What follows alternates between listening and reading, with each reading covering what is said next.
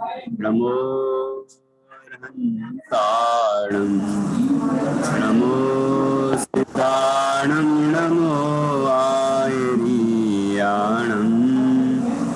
नमो अध्यायाणं बोलो ए सौवसाहुणम् आत्मज्ञान ही ज्ञान है, शेष सभी अज्ञान। विश्व शांति का मूल है वीतराग विज्ञान। वीतराग विज्ञानमय स्वात्म का धरि ध्यान। बने बनेंगे बन रहे वीतराग भगवान। वीतराग विज्ञान ही तीन लोक में सार। वीतराग विज्ञान का घर घर होए प्रसार।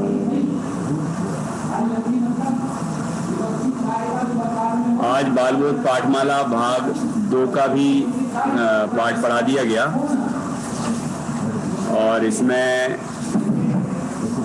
पाप वाला पाठ पढ़ाया था सुबह सिद्धांत की कक्षा में।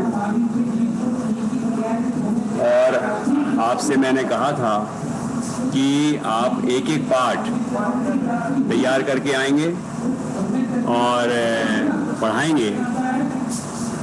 तो आपने कौन सा पाठ तय किया है वो अपना पाठ आप बताएं। हुई बच्चे नहीं, ये ऑनलाइन आते हैं। इधर की अभ्यास कक्षा चल रही है, ये अभ्यास कक्षा है। जो अपनी ऑफलाइन चलती है ना, ये लोग ऑनलाइन आते हैं। अच्छा, वो पढ़ाते हो आप? हाँ, तो सुबह और दोपहर शाम वाली कक्षा वो ऑनलाइन ही करते हैं, तो अभ्यास कक्षा भी ऑनलाइन ही करानी पड़ती है। तो विषय तो यही चलेगा, बाल बोध। Thank you. हाँ, ठीक है, चलिए। तो किसने कौन सा पाठ तय किया है? किंजल जी, आपने?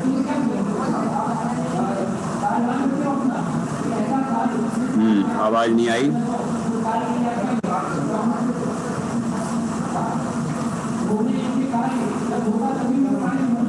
आप समता जी, आप बताइए। डिस्टर्बेंस आ रही है ना? हाँ, कुछ की कनेक्टिविटी कमजोर हुई है, ऐसा लग रहा है। तो जी सर। तो अच्छा, बताएं कि कौन कौन सा आपने पाठ तैयार किया है जो अभी प्रस्तुत करेंगे। समता जी। सर, मैंने जीव अजीब तैयार किया है। चलिए, किंजल जी ने?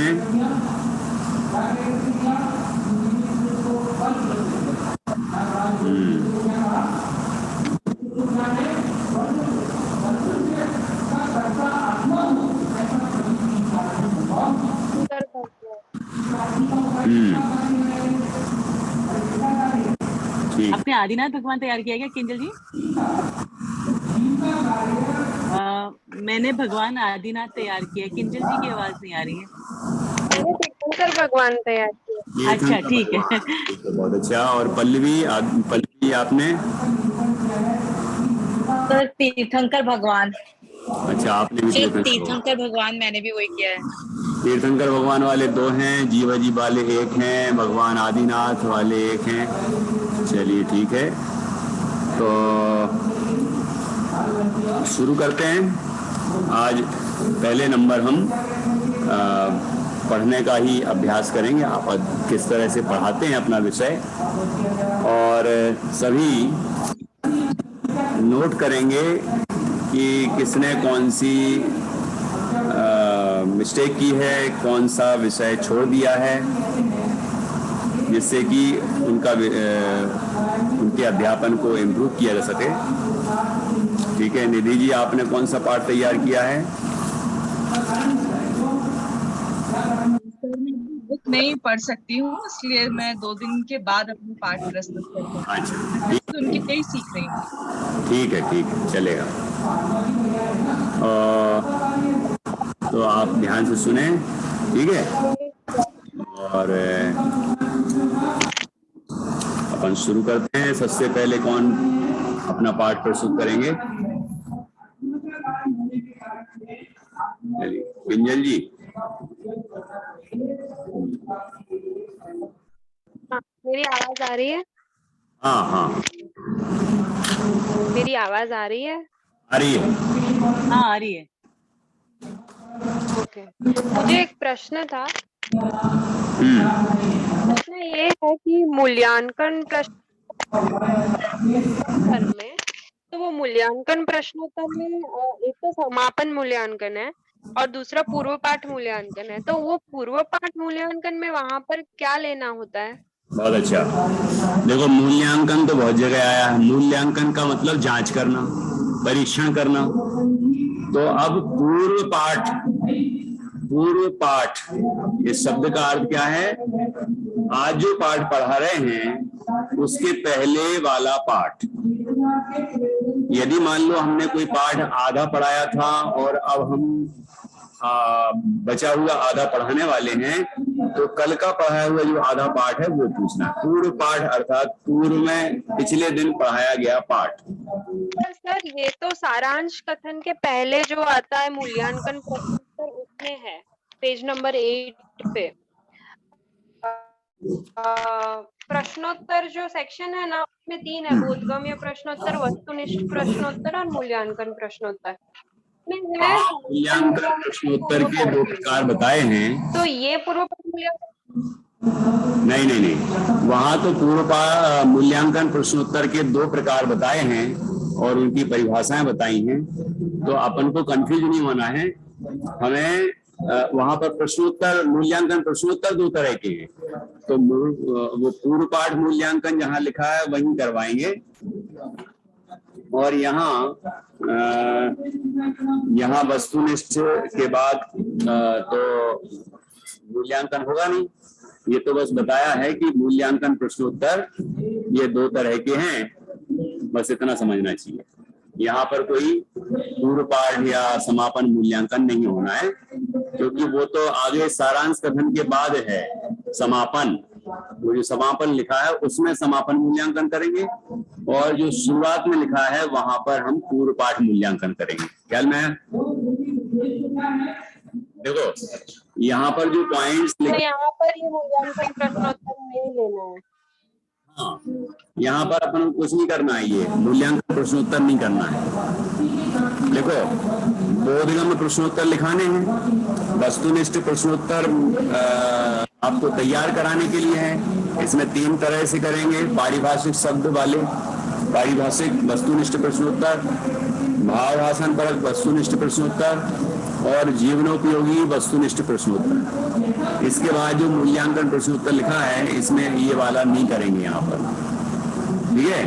और आप अपन सारांश कथन करेंगे। सारांश कथन के बाद समापन करेंगे। समापन में समापन मूल्यांकन करेंगे और गृह कार्य में गृह कार्य देंगे, ठीक है। आपका प्रश्न सही था कि यहाँ पर प्रश्नोत्तरों में लिखे हैं, तो वो प्रश्नोत्तर वाला पॉइंट है ना, इसीलिए प्रश्नोत्तर वाले पॉइंट में बोधगम्य प्रश्नोत्तर, वस्तुनिष्ठ प्रश्नोत्तर कितने तरह के, फिर मूल्यांकन प्रश्नोत्तर, तो मूल्यांकन प्रश्नोत्तर कितने तरह के, ऐसा करके वो लिख दिया है। बाकी वहां हमें नहीं करना है, ठीक। अब कोई कंफ्यूजन? स्पष्ट है विषय?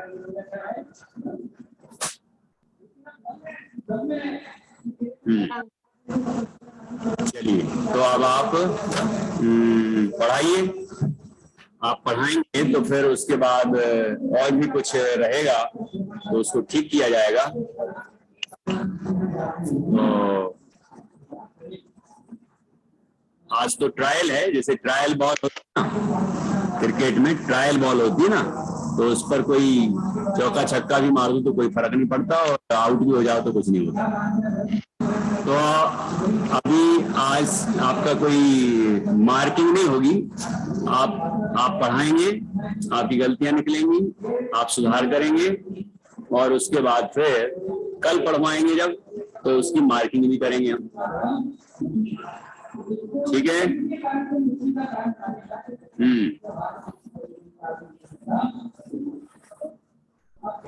ओके।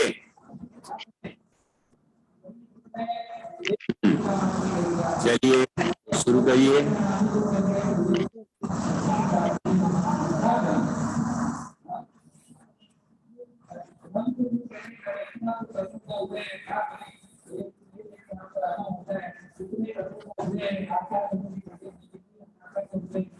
सर मुझे स्टार्ट करना है? हाँ हाँ, किंजल जी को करना है।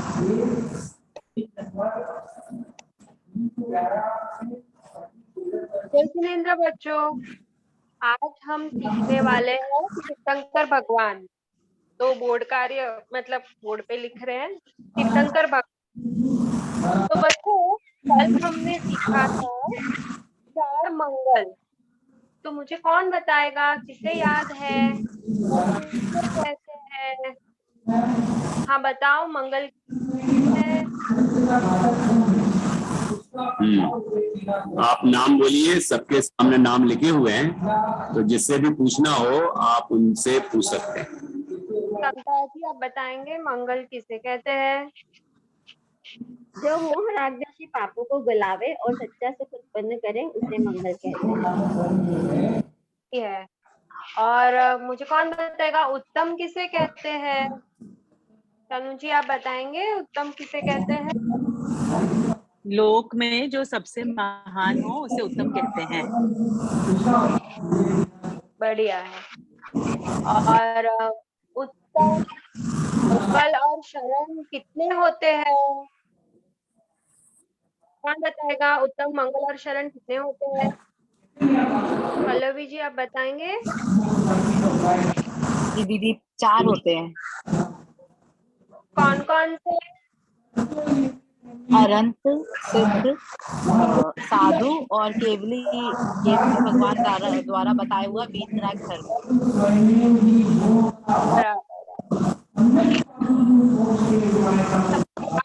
अच्छी तरह से करते हैं। अभी आज हम शुरू करेंगे तीर्थंकर भगवान। ठीक है, तो तीर्थंकर भगवान हम सोचेंगे कि भगवान भी होते हैं और तीर्थंकर भी होते हैं, तो कोई कोई भगवान ही क्यों तीर्थंकर होते हैं, ये हम सब जानना चाहेंगे, राइट? कि कोई कोई भगवान को तीर्थंकर कहते हैं, कोई कोई भगवान के हम जब दर्शन करने जाते हैं मंदिर वहां पर हमें चिन्ह दिखते हैं, सभी भगवान के तो चिन्ह नहीं दिखते। तो आज के पाठ में हम ये जानेंगे। ठीक है, तो शुरू करते हैं।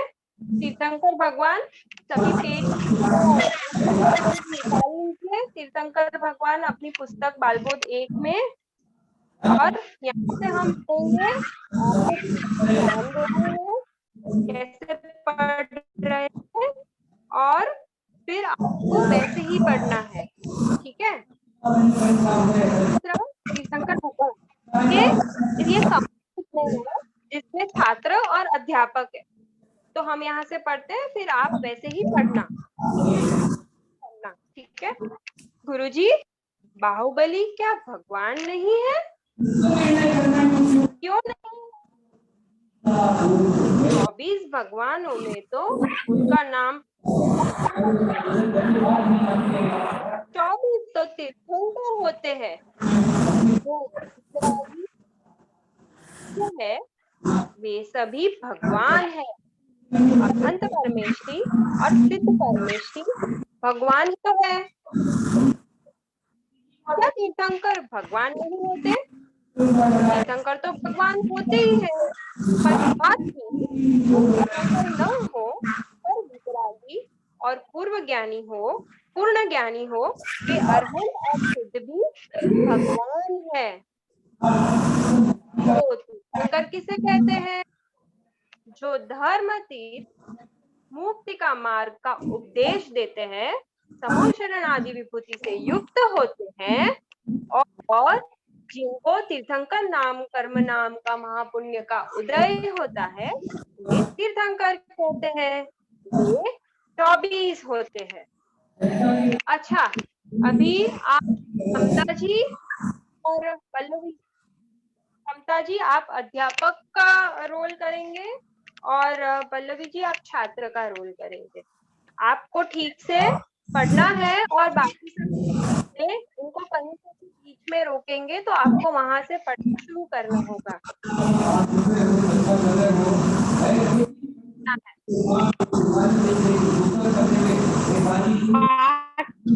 तीसरा, तीर्थंकर भगवान। छात्र, गुरुजी बाहुबली क्या भगवान नहीं है? क्यों नहीं है? 24 भगवानों में तो उनका नाम आता ही नहीं है। 24 तो तीर्थंकर होते हैं, जो वीतरागी और सर्वज्ञ हैं, वे सभी भगवान हैं। अनंत परमेश्वर और सिद्ध क्या तीर्थंकर भगवान नहीं होते? तीर्थंकर तो भगवान होते ही हैं, पर साथ ही जो तीर्थंकर न हो पर वीतरागी और पूर्ण ज्ञानी हो, वे अनंत और सिद्ध भी भगवान हैं। तो तीर्थंकर किसे कहते हैं? जो धर्म तीर्थ मुक्ति विभूति से युक्त होते हैं और जिनको तीर्थंकर नाम कर्म नाम का महापुण्य का उदय होता है, उन्हें तीर्थंकर कहते हैं। वे 24 होते हैं। कृपया 24 के नाम बताइए। पढ़ा आपने? पढ़ा है? तो अब मुझे बताइए कि आपको क्या समझ में आया कि भगवान कौन होते हैं?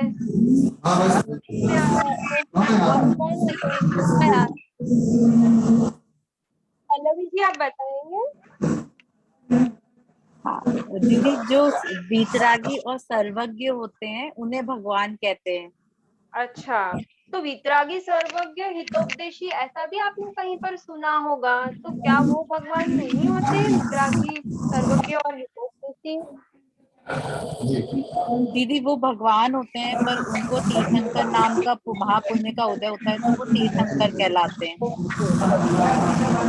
और मतलब क्या होता है, किसी को पता है? सर्वज्ञ मतलब क्या?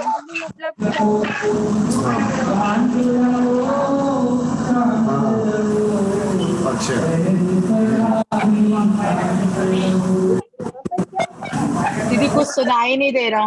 कुछ आवाज नहीं आ रही सर। आप यहाँ पे क्या आया कि आपकी उधर से बहुत हाँ सर, वहाँ से आपका बैकग्राउंड नॉइज बहुत है, आप म्यूट हो जाइए थोड़ी देर के लिए।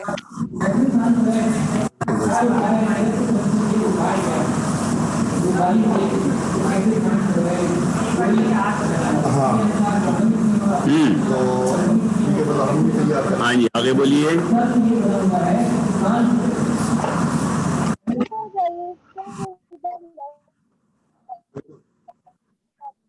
होगा अगर आपने लैपटॉप से कनेक्ट किया है तो कि वहाँ। हाँ, तो हम बता रहे थे कि भगवान कौन होते हैं?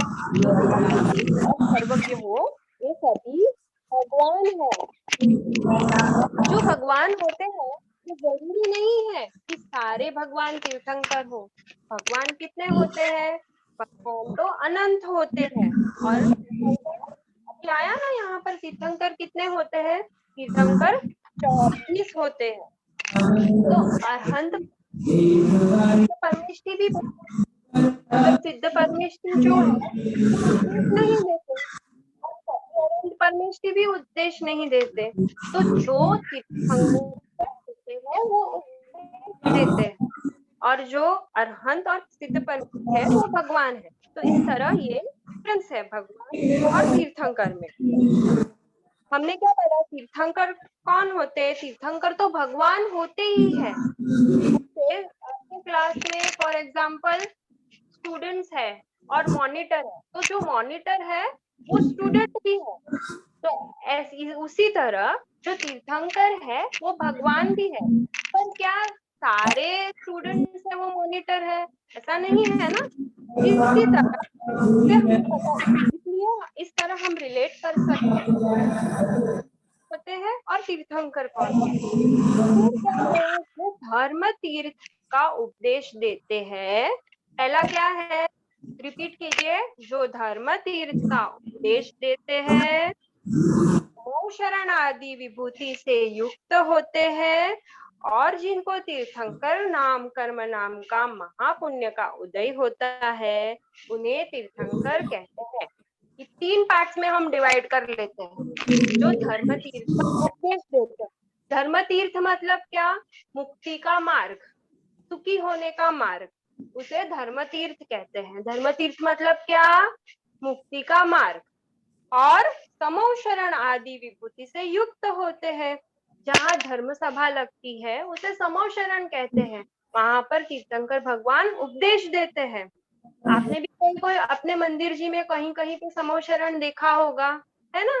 गोल होता है जिसमें सभा लगती है, अलग अलग भूमि होती है, तो समूह शरण कहते हैं। गंधकुटी में सेंटर में तीर्थंकर भगवान विराजमान होते हैं, तो वो समूह शरण है। और आदि विभूति मतलब और भी बहुत सारी उनकी स्पेशलिटीज होती है, उससे युक्त होते, और जिनको तीर्थंकर नाम कर्म नाम का महापुण्य का उदय होता है। तीर्थंकर नाम कर्म एक स्पेशल क्वालिटी है जो उनको होती है। आप पढ़े होंगे ना, तो आपको नाम कर्म नाम का मुझे आएगा, पर उनको क्या होता है? तीर्थंकर को नाम कर्म नाम का उदय होता है, और वो कैसा होता है? महापुण्य का उदय होता है, उन्हें तीर्थंकर कहते हैं। अच्छा, तो मुझे बताइए अभी कि मैं प्रश्न पूछूंगी कि तीर्थंकर भगवान को आयु कर्म का उदय होता है, सही के गलत? पल्लवी जी बताइए। सही दीदी। भगवान को आयु कर्म का उदय होता है। कौन बताएगा इन्होंने सही बोला या नहीं? बताएंगे उन्होंने जो बोला वो सही है या नहीं? नाम कर्म का उदय होता है। हाँ, अब ध्यान दीजिए मैं क्या बोल रही हूँ पल्लवी जी, ठीक है? किसका उदय होता है? नाम कर्म का उदय होता है। और मुझे पता नहीं चल रहा है क्या आएगा, तो वो मैं स्किप करूंगी। ओके, तो अभी भगवान किसे कहते हैं? अभी आपको समझ में आया डेफिनेशन? तो अभी मुझे बताइए कि भगवान किसे कहते हैं। आपने क्या सोचा? भगवान किसे कहते हैं? जल्दी, अभी ये कौन सा सोपान ले रही? पल्लवी जी बताइए। अभी ये कौन सा सोपान ले रही हैं आप? कौन से बिंदु पर चल रही हैं आप? बोधगम्य प्रश्नोत्तर। अच्छा, ठीक है। बोधगम्य प्रश्नोत्तर।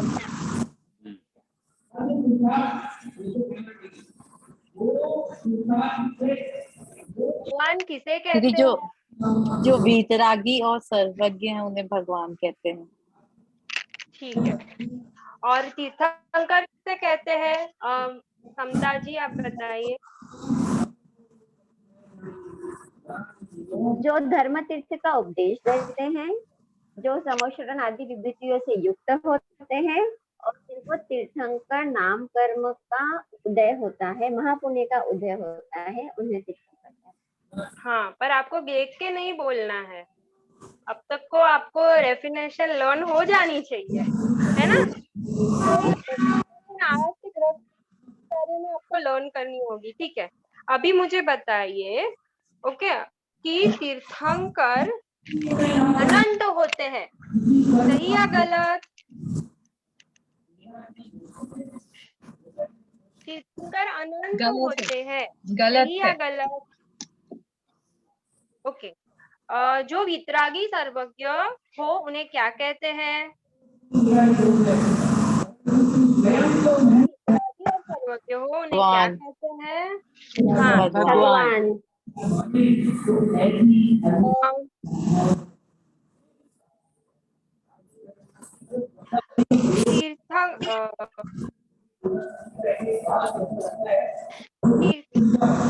तीर्थंकर भगवान समोशरण से युक्त होते हैं या नहीं? होते हैं। हैं। अच्छा बताइए कि तीर्थंकर किसे कहते हैं?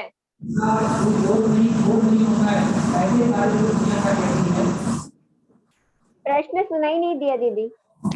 तीर्थंकर किसे कहते हैं? सर ये पारिभाषिक वस्तुनिष्ठ प्रश्नोत्तर का सोपान आ गया।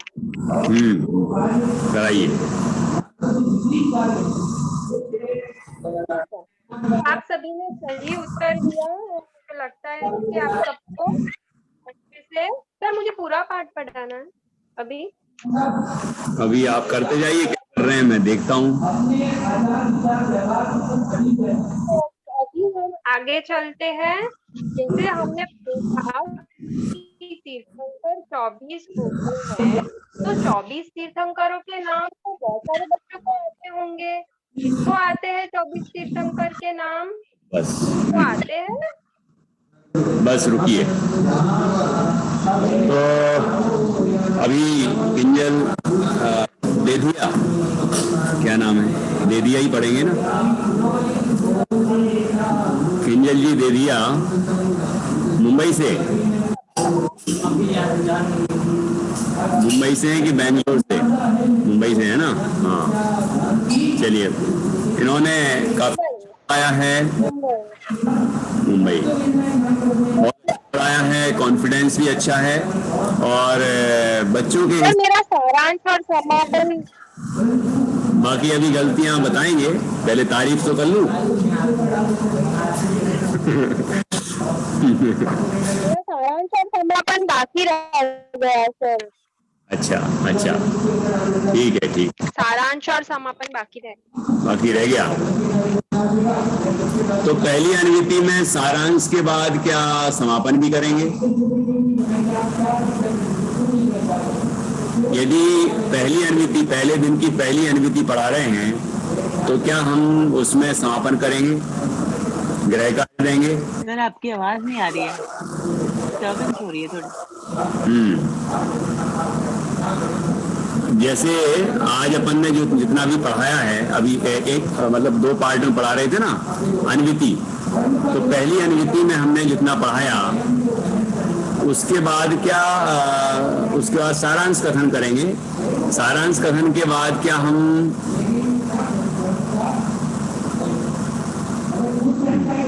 सारांश कथन के बाद क्या हम अच्छे से नहीं आ रही, क्लियर नहीं आ रही क्या आवाज? सर समापन और गृह कार्य नहीं करेंगे। हाँ, पहली अनुवृत्ति में समापन और गृह कार्य नहीं करेंगे। हम फिर से आदर्श वाचन के निर्देश देके आदर्श वाचन, अनुकरण वाचन और विचार विश्लेषण और उसके बाद बोधगम्य वस्तुनिष्ठ करा के फिर सारांश कथन करेंगे। अब दिन समाप्त हो रहा है ना, आज का दिन समाप्त हो रहा है, तो अब हम समापन करेंगे, समापन मूल्यांकन, और उसके बाद फिर गृह कार्य देंगे। ठीक है ना। इस तरह हमारा ये एक दिन का, एक पीरियड का प्रोसेस रहेगा। उसको 2 पार्ट में, 2 अनुवृत्तियों में हम डिवाइड करेंगे। ठीक है ना। तो अब पहली अनुवृत्ति आपने पूरी की तो उसमें सारांश कथन रह गया, है ना। लेकिन फिर सारांश के बाद फिर आपको आदर्श वाचन से स्टार्ट करते हुए सारांश कथन अगेन अगली अनुवृत्ति का, और फिर समापन होगा दोनों अनुवृत्ति का, और फिर गृह कार्य दोनों अनुवृत्ति का। देखिए आज का पीरियड आपका, आज की पाठशाला पूर्ण हो जाएगी। ठीक है ना। प्रथम दिन समाप्त, ऐसा होगा। तो सारांश कथन और कर दीजिए। आपको लग रहा है कि सारांश कथन करना है तो करिए किंजल जी।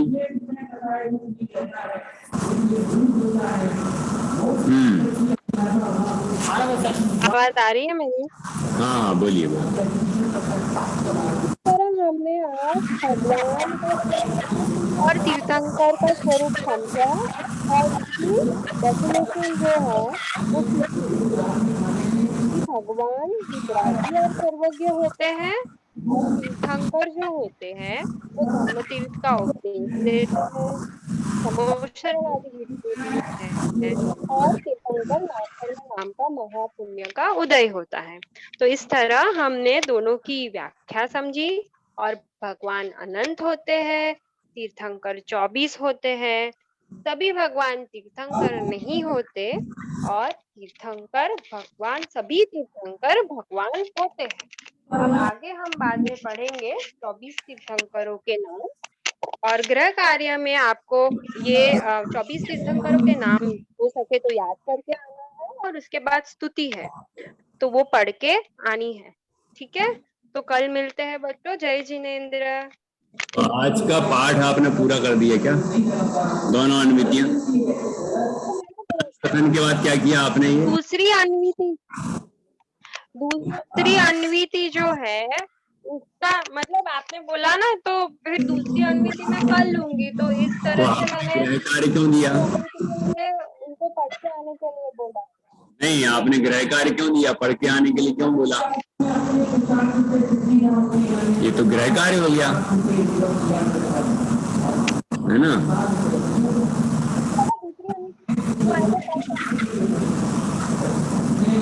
देखो, जब आपको एक अनुमिति पहले दिन की पहली अनुमिति तक पढ़ाना है तो आप सारांश करेंगे। हाँ, और यदि आपसे कुछ नहीं कहा जाए ऐसा तो आप सारांश कथन के बाद फिर से आदर्श वाचन अगली अनुमिति का शुरू कर देंगे। तो आपने सारांश कथन किया। अच्छा, अब हम आगे पढ़ते हैं। जैसा मैं पढ़ रहा हूँ वैसा मैं किसी से भी पढ़वा सकता हूँ, इसीलिए किताब में देखेंगे। चलिए, मैं पढ़ रहा हूँ और आप शुरू हो जाएं। आगे के लिए कृपया 24 के नाम बताइए। यहाँ से आप आगे बढ़ते जाएंगे और पूरी अनुमिति कंप्लीट हो जाएगी। 2 अनुमिति में होगा ये वाला पार्ट, तो छोटा ही है। तो इस तरह आदर्श वाचन, अनुकरण वाचन होगा इसी का, फिर विचार विश्लेषण, और फिर उसके बाद बोधगम्य प्रश्नोत्तर कराएंगे आप, फिर वस्तुनिष्ठ प्रश्नोत्तर कराएंगे, और उसके बाद फिर से सारांश कथन करेंगे। तो इसमें जो 24 तीर्थंकर के नाम आए हैं, आप कहेंगे हमने अभी 24 तीर्थंकरों के नाम सीखे और ये समझा तीर्थंकर और भगवान के उपदेशों को समझकर हम स्वयं भी भगवान बन सकते हैं। तो छात्रों, आप कल 24 तीर्थंकरों के नाम याद करके आएंगे, तीर्थंकर और भगवान की परिभाषा याद करके आएंगे और उनमें अंतर भी याद करके आएंगे। ठीक है, और साथ ही ये जो इस पाठ में छंद दिया है, ये छंद भी कविता है ना, छंद दिया है, वह छंद भी याद करके आएंगे। चलिए, जय जिनेंद्र। इस तरह आज का दिन आपका पूरा हो जाएगा। ख्याल में आया? अब कोई कंफ्यूजन है आपको जहाँ आपको लगा हो कि आप सोच रही होंगी कि यहाँ हमें ऐसा करना था कि ऐसा करना था, ऐसा कोई डाउट हुआ हो या पढ़ा रही थी आप, तो आप पूछिए। ये पाठ में जीवन उपयोगी पहली अनुमिति में तो नहीं आएगा, तो दूसरी अनुमिति में ही आएगा ना जीवन उपयोगी प्रश्न? दोनों में आएगा। पहली अनुमिति में क्या आएगा जीवन उपयोगी? देखो, आपने एक तो भावभाषण परक और जीवन उपयोगी ये दोनों क्वेश्चन नहीं कराए। ये कैसे करेंगे अभी आपको बताते हैं। इसके अतिरिक्त विचार विश्लेषण, व्याख्या में जो विचार विश्लेषण किया हमने, इस संवाद वाला पाठ है तो विचार विश्लेषण किया, तो इसमें मूल्यांकन, संवाद और स्पष्टीकरण है। स्पष्टीकरण के अंदर तीन चीजें और रहेंगी: पारिभाषिक विचार विश्लेषण, भावभाषण परक विचार विश्लेषण और जीवनोपयोगी विचार विश्लेषण। ये स्पष्टीकरण के अंतर्गत रहेंगे। तो अब इसमें से आपने मूल्यांकन नहीं किया। मूल्यांकन में आपने ऐसा समझा कि आपको प्रश्न पूछना है, तो आपने क्या किया कि देखो, बोर्ड कार्य अच्छे से किया है, पूर्व पाठ मूल्यांकन बहुत बढ़िया किया है, फिर उद्देश्य कथन भी बहुत अच्छा किया, और आदर्श वाचन के निर्देश देकर आदर्श वाचन भी अच्छे से किया आपने। उसके बाद अनुकरण वाचन के निर्देश देकर आपने अनुकरण वाचन भी बहुत बढ़िया किया है, यहाँ तक परफेक्ट है। उसके बाद विचार व्याख्या में विचार विश्लेषण है। विचार विश्लेषण तो अच्छा किया, लेकिन उसमें पूरे स्टेप्स का ध्यान नहीं रखा है। तो सबसे पहले क्या करना था आपको, ये आपको छात्रों से ये पूछना था कि आप अभी जो पाठ हमने पढ़ा है उसमें से कौन कौन सी विशेष बातें आई हैं, मतलब मुख्य बातें, मुख्य बिंदु, वो पूछना है। तो ये बच्चों से पूछेंगे और क्वेश्चन रूप में नहीं पूछेंगे कि बताओ भगवान किसे कहते हैं, कि तीर्थंकर किसे कहते हैं, कि क्या अंतर है, ऐसे नहीं पूछेंगे। अभी थोड़ी पूछना है, अभी तो उनने कौन कौन सी बातें नोट की हैं, मतलब निशान लगाए हैं। कल भी पढ़ के आए थे, वो आपने गृह कार्य दिया था कि पढ़ के आना, तो पढ़ के भी आए थे, अभी भी फिर से पढ़ लिया। तो अब ये कम से कम इतना तो उनको समझ में आएगा कि इसमें वीतरागी और सर्वज्ञ होते हैं, उन्हें भगवान कहते हैं, है ना। अरहंत परमेष्टि सिद्ध और सिद्ध परमेष्टि भगवान है, इतना तो आएगा। और तीर्थंकर की परिभाषा लिखी है तो वो आ जाएगी, ठीक है ना। तो जितना वो बताते जाएं उतना आप सुनते जाइए। एक बच्चा कुछ बताएगा, एक बच्चा दूसरी बात बताएगा, तीसरा बच्चा तीसरी बात बताएगा, और फिर यदि कुछ रह गया तो संवाद का प्रयोग करना है। क्या समझ में आया? जैसे मान लीजिए 4-5 पॉइंट है यहाँ पर, 5 में से बच्चों ने 4 बता दिए, 5 पॉइंट में से 4 पॉइंट निकाल दिए, उनने निकाल के बता दिए मुख्य बिंदु। अब एक रह गया तो आप क्या करेंगे? अच्छा, इसमें यह भी बताया है क्या कि तीर्थंकर 24 होते हैं? हाँ, ये भी बताया है, तीर्थंकर 24 होते हैं, ठीक है। और जो भी छूट गया हो, जो भी पॉइंट छूट गया हो, उसको इस तरह बातचीत के माध्यम से आप उस पर भी उनका ध्यान आकर्षित कराएंगे। आया ख्याल में? मूल्यांकन में बच्चों से ये जानना है कि उनने कौन कौन से मुख्य बिंदु निकाले हैं। कल भी पढ़ा उनने, जब आपने गृह कार्य दिया था कि ये पढ़ के आना, फिर आपने अभी भी पढ़ के सुनाया और अनुकरण वाचन भी कराया। आदर्श वाचन, अनुकरण वाचन दोनों हो गए। तो उतने में से उनको इतना तो समझ में आया होगा ना, इनमें कौन कौन सी मुख्य बातें हैं, महत्वपूर्ण बातें हैं, विशेष बातें हैं, या उनको कौन कौन सी बातें समझ में आई। तो वो कहेंगे मुझे समझ में आया कि अरहंत परमेष्टि और सिद्ध परमेष्टि भगवान है। जो वीतरागी और सर्वज्ञ होते हैं उन्हें वे सभी भगवान हैं, है ना। और ऐसे और भी जो इसमें लिखा है कि एक एक पॉइंट करके बच्चे निकालते जाएंगे, और फिर जो रह जाए उसको संवाद शैली में आप पूछेंगे। मतलब ये कि वे तीर्थंकर, इसमें तीर्थंकर कितने होते हैं ये भी आया है क्या? तो गए हाँ, वे तीर्थंकर 24 होते हैं। ये बातचीत हो गई ना आपकी, ये बातचीत है। इस तरह हुए 2 पॉइंट। अब तीसरे पॉइंट में क्या करेंगे? स्पष्टीकरण। जो आपने अच्छा किया है, आपने बाकायदा जो वीतरागी और सर्वज्ञ हैं वे सभी भगवान हैं। वीतरागी कौन है, सर्वज्ञ कौन है ना, अरहंत परमेष्टि, सिद्ध परमेष्टि, दोनों भगवान हैं। ये आपने पूरा अच्छे से समझाया है। तीर्थंकर की परिभाषा भी समझाई है, और बढ़िया से समझाया। और नाम कर्म, एक जैसे 8 कर्म होते ना, उस 8 कर्मों में एक नाम कर्म होता है। और ये पिछली अगले पाठ में आए कि अष्टकर्म जो दुख हेतु है तिनके 6 का कर्म उपाय। 8 कर्म होते हैं ना, तो 8 कर्मों में एक नाम कर्म होता है, और नाम कर्म का एक भेद होता है तीर्थंकर नाम कर्म, नाम का महापुण्य। तो उस कर्म का उदय आता है। जैसे हम कहते हैं हमारा पुण्य का उदय चल रहा है, अभी पाप का उदय चल रहा है, ऐसे उनके तीर्थंकर नाम कर्म, नाम का महापुण्य का उदय होता है, जिससे वो तीर्थंकर होते हैं। ठीक है ना। इस तरह जो आपने समझाया है वो अच्छा समझाया है। समोषण के बारे में बढ़िया समझाया। कोई चित्र भी दिखा सकते हैं उनको आप अपनी पाठशाला में, समोषण का चित्र दिखा सकते हैं। कोई जैसे मान लो ऑनलाइन होगा तो इसमें दिखा सकते हैं, ऑफलाइन है तो आप चित्र दिखा दें। इस तरह, या आपके गांव में, आपके जहां भी आप रहते हैं वहां यदि समोषण मंदिर हो तो आप उसका रेफरेंस दे सकते हैं कि वहां गए थे क्या, वहां ऐसा ऐसा देखा था क्या, वही समोषण है। वैसे भगवान का समोषण होता है। जैसे देवलाली में समोषण मंदिर है ना। तो ऐसे आपको उनमें जहां भी समोषण देखा होगा उसका परिचय कराना है, जिससे उनको समझ में आए कि समोषण क्या होता है। ठीक है। और आदि में 8 प्रातिहार्य होते हैं।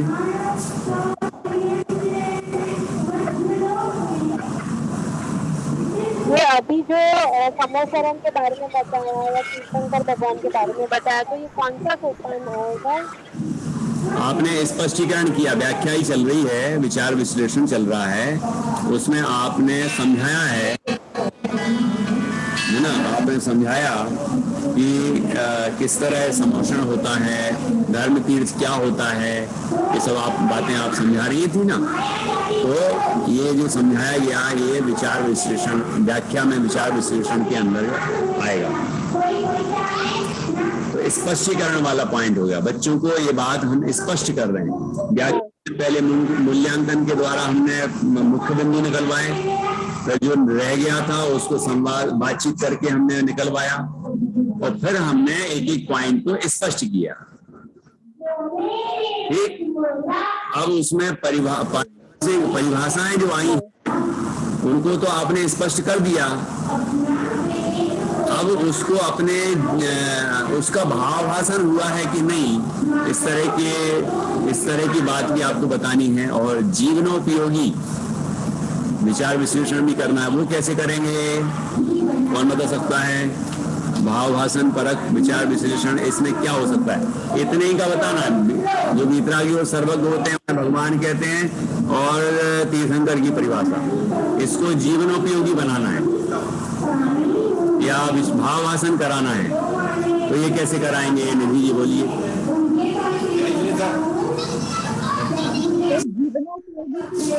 कुछ ख्याल आया, जीवनोपयोगी भी सकते हैं। तो हम जयकार लगाते हैं तो इसको कुछ ख्याल है तो हम किस भगवानों की जयकार लगा सकते हैं, या हम उससे ये पूछ सकते हैं कि आप जिस मंदिर जाते हो क्या आपने ध्यान से देखा है वहाँ किस भगवान की पूजन करते हैं?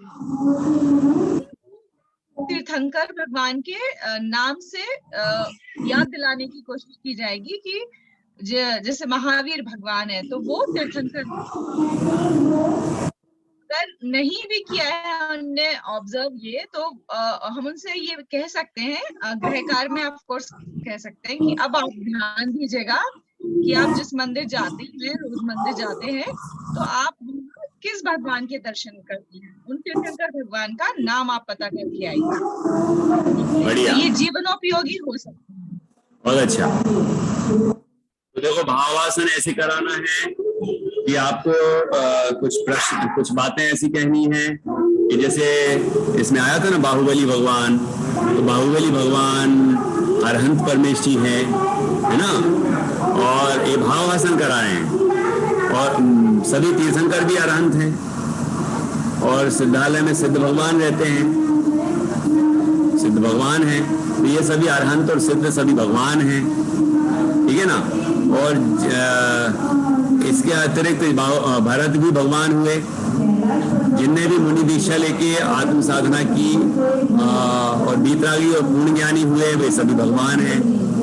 रामचंद्र जी भी भगवान हुए, हनुमान जी भगवान हुए, उनने भी दीक्षा ली थी। मांगी तुंगी पास में ही हमारे यहाँ देवलाली के पास है, गजपंथा से कुछ यहाँ से भी गए हैं। तो इस तरह से हम जो आपके आसपास हो वो उनका परिचय करा के अभाव भाषण मतलब भगवान कौन होते हैं। अच्छा, अब जीवनोपयोगी में आपने जैसे बोला है कि अच्छा, आपके मंदिर में आप जब दर्शन करने जाते हैं तो आपके बगल में आपके मंदिर में कि कदाचित या किसी और मंदिर में अगल बगल में धर्मेंद्र पद्मावती वगैरह भी विराजमान रहते हैं, क्षेत्रपाल जी रहते हैं, तो हमें वो वीतरागी और पूर्ण ज्ञानी नहीं है, इसलिए हमें उनकी दर्शन पूजन नहीं करना चाहिए। ठीक है ना, वो भगवान नहीं है। भगवान तो वो जो वीतरागी और पूर्ण ज्ञानी हैं वो तीर्थंकर हैं या बाहुबली आदि भगवान हैं, वो सब भगवान होते हैं। ठीक है ना, इस तरह हम जीवन में उपयोग परक हम बातें समझाएंगे। और फिर इसके बाद ये भाववासन में जीवन उपयोग हुआ। आपने बोधगम्य प्रश्नोत्तर कराए, इसमें क्या गलती हुई है बताओ कोई? बोधगम्य प्रश्नोत्तर कराए हैं, इसमें आपने क्या गलती की? इन्होंने क्या गलती की? समता जी बोलिए।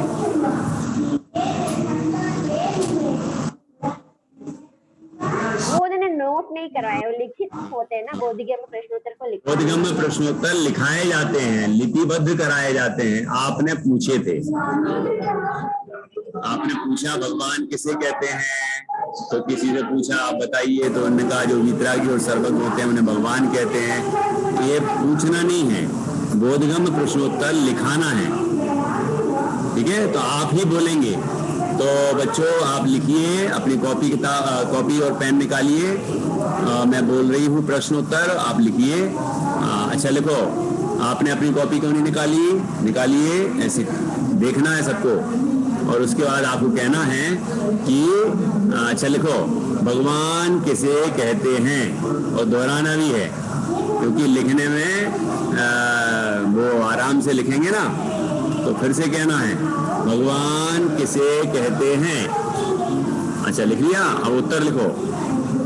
जो वीतरागी और सर्वज्ञ होते हैं उन्हें भगवान कहते हैं। जो वीतरागी और सर्वज्ञ होते हैं उन्हें भगवान कहते हैं। तनु जी लिख लिया ना आपने?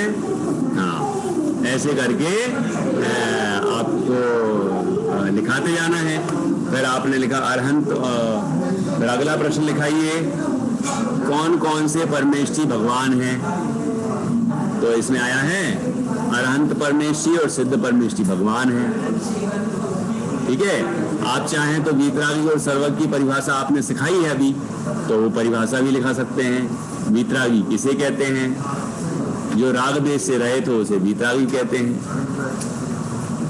ठीक है, ऐसी सर्वज्ञ, फिर तीर्थंकर की परिभाषा, ये सभी लिखाना है। ये आप घर से भी लिख के ला सकते हैं। आप लपेट फलक जो होता है ना, मतलब जो ब्लैक बोर्ड जो लपेटा जाता है, लपेट फलक बोलते हैं उसको, फोल्डिंग बोर्ड, तो उस बोर्ड पर आप लिख के ला सकते हैं। और जैसे बोधगम्य में लिखाना होते हैं तो आप उसको अपने सामने बोर्ड पर टांग सकते हैं। और आप कह सकते हैं कि ये प्रश्न उत्तर आप लिख लीजिए और बोलते जाइए एक एक। तो बच्चों को पढ़ने में दिक्कत हो रही होगी तो पढ़ भी लेंगे और लिखते जाएंगे।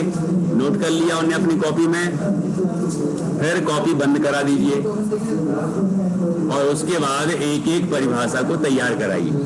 उसको कहेंगे वस्तुनिष्ठ प्रश्नोत्तर। बोधगम्य हो गए, अब वस्तुनिष्ठ।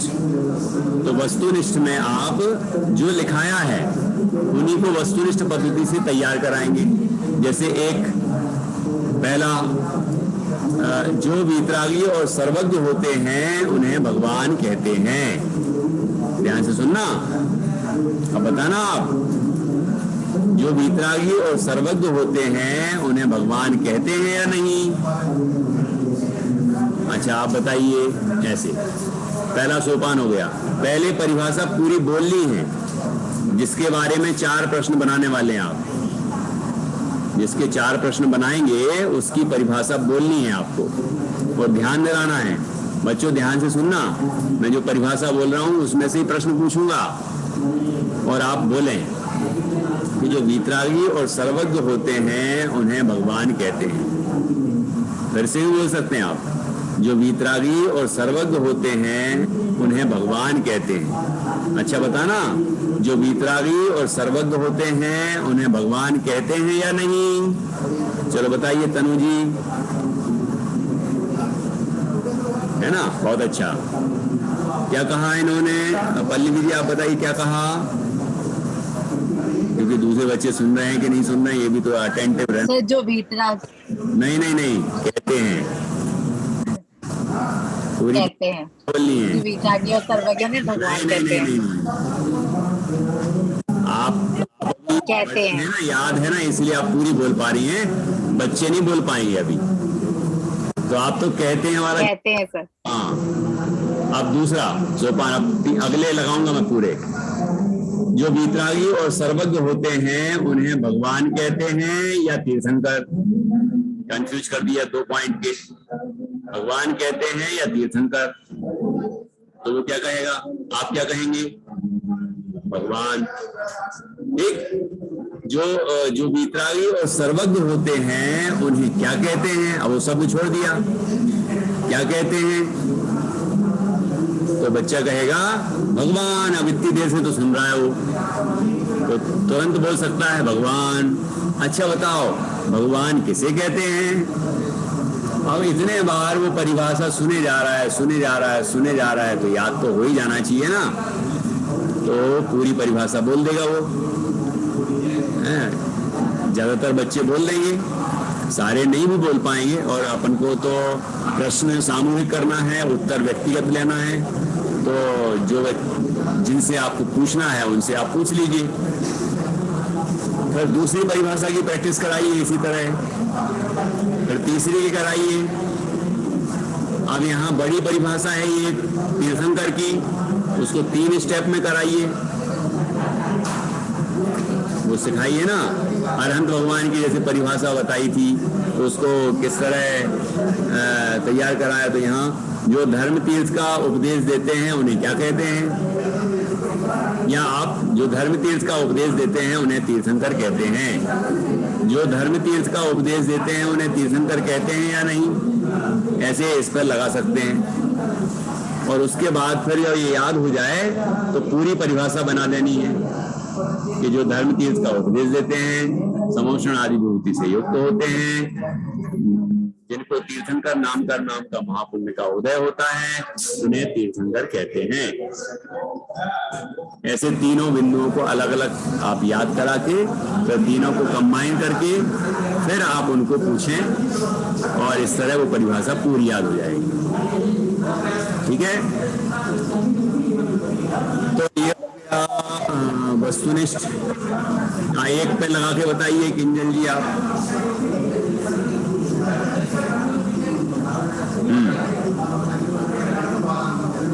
जो वीतरागी और सर्वज्ञ होते हैं वो भगवान होते हैं, भगवान कहते हैं।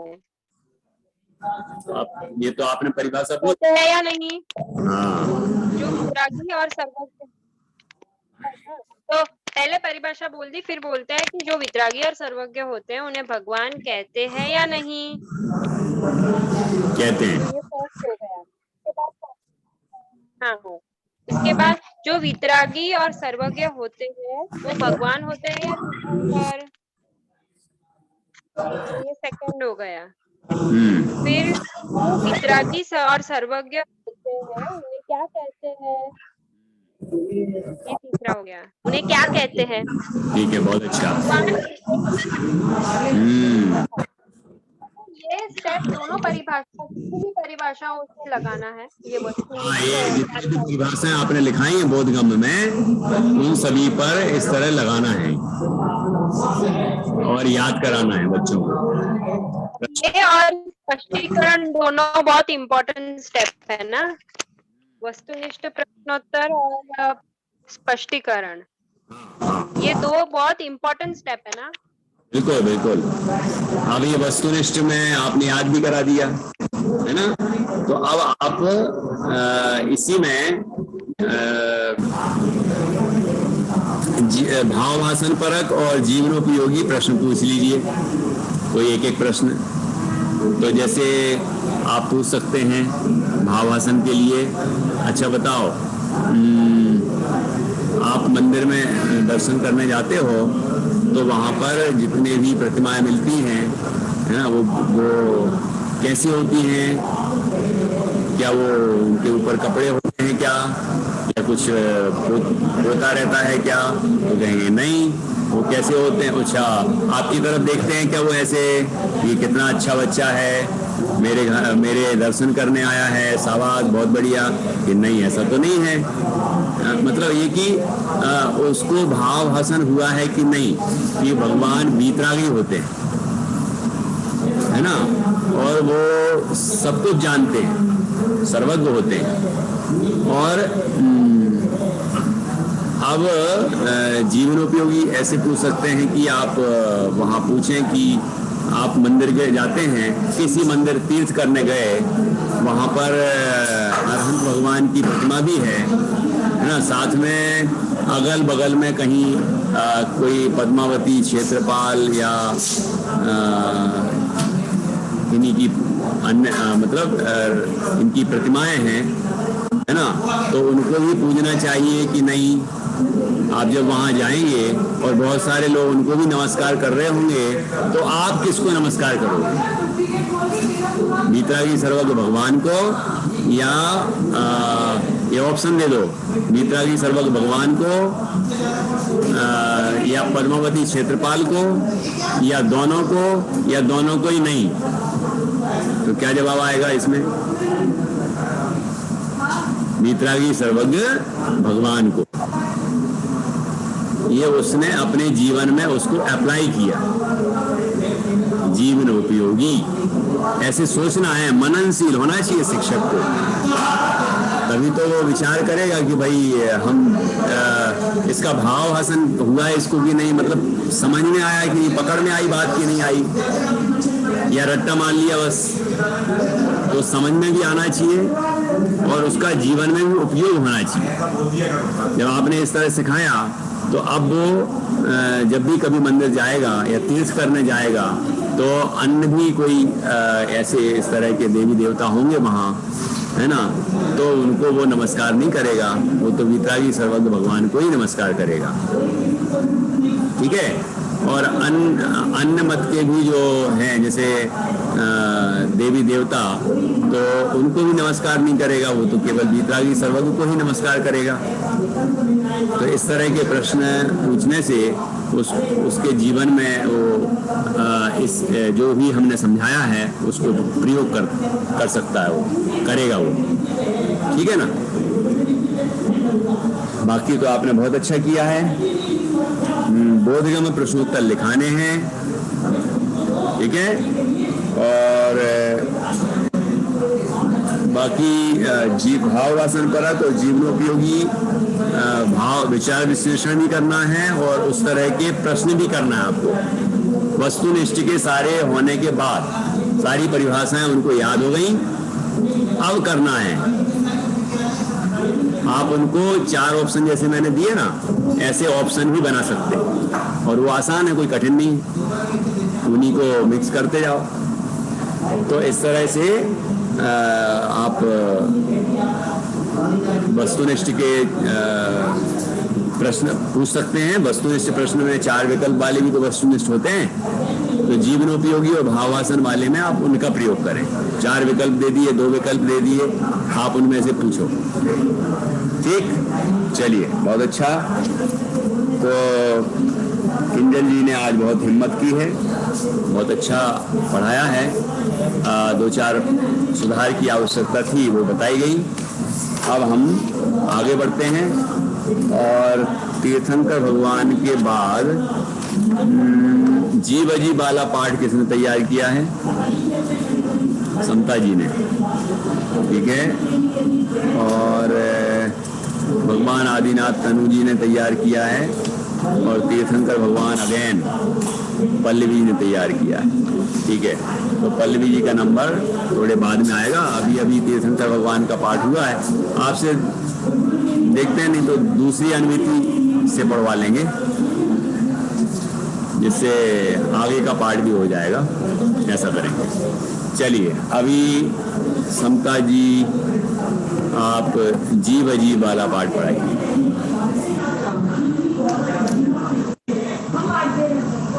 जय जिनेंद्र बच्चों, जय जिनेंद्र। कैसे हैं आप सब लोग? एक मिनट समता जी, सॉरी सर आप अपना म्यूट कर सकते हैं क्या प्लीज? एक्चुअली डिस्टरबेंस बहुत आ रही है। Thank you sir.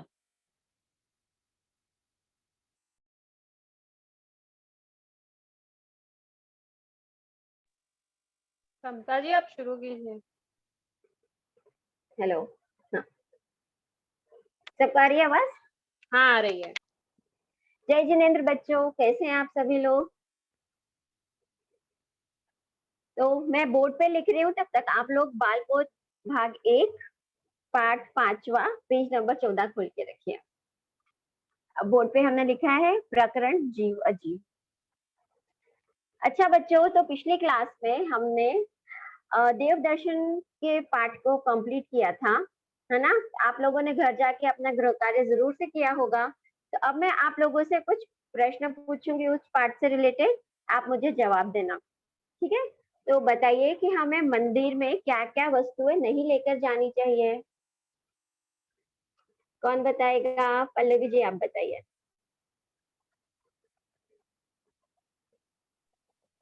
दीदी कोई भी अशुद्ध चीज हमें नहीं ले जानी चाहिए मंदिर में, जैसे चमड़े की एग्जाम्पल? बेल्ट वगैरह, चमड़े की बेल्ट वगैरह, या फिर कुछ सॉक्स वगैरह। लोग कई बार सॉक्स भी पहन के मंदिर में प्रवेश कर लेते हैं, तो दीदी सॉक्स भी नहीं पहनने चाहिए हमें।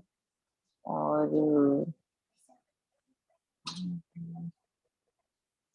ठीक है, इतने ओके, वेरी एग्जाम्पल। गुड। और निस्सही शब्द का क्या अर्थ होता है, कौन बताएगा? निधि जी आप बताइए। सभी सांसारिक आकुलताओं को बाहर ही छोड़कर आना। कहाँ बाहर छोड़ के आना? मंदिर जी के बाहर ही, मंदिर जी में जैसे ही प्रवेश करेंगे तो वो सभी आकुलताएं जो मन में विचार चल रहे हैं उन सभी को बाहर ही छोड़कर आना। मन में सिर्फ मंदिर में प्रवेश करते समय सिर्फ भगवान का ध्यान और आत्मा का ध्यान ही हमारे विचारों में होना चाहिए। बहुत अच्छा, बहुत वेरी गुड। अच्छा किंजल जी आप बताइए कि भगवान जी की वेदी के सामने हमें जाकर क्या बोलना चाहिए?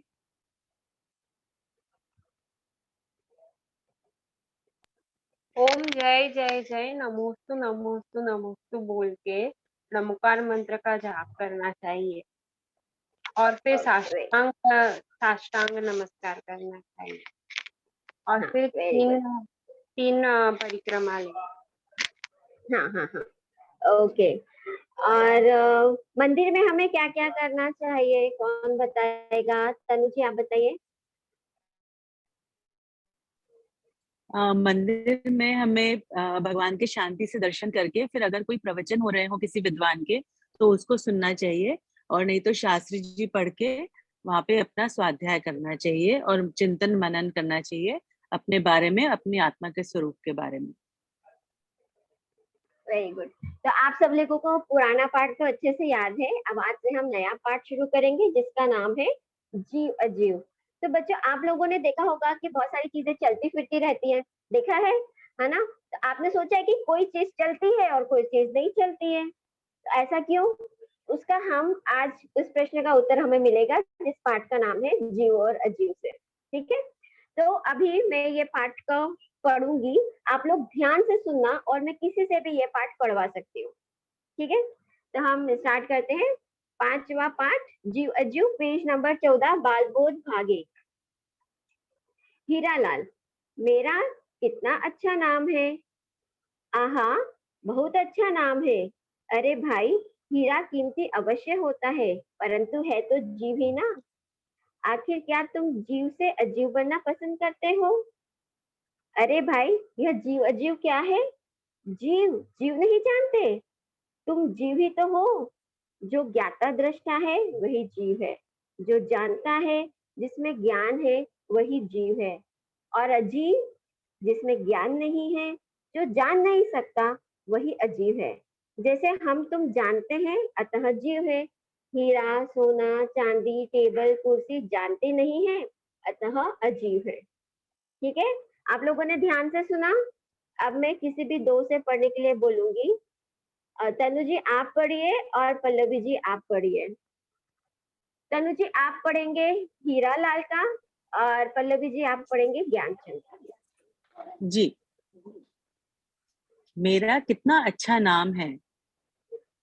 आहा, बहुत अच्छा नाम है। अरे भाई, हीरा कीमती अवश्य होता है, ये परंतु है तो स्टेप लीजिए।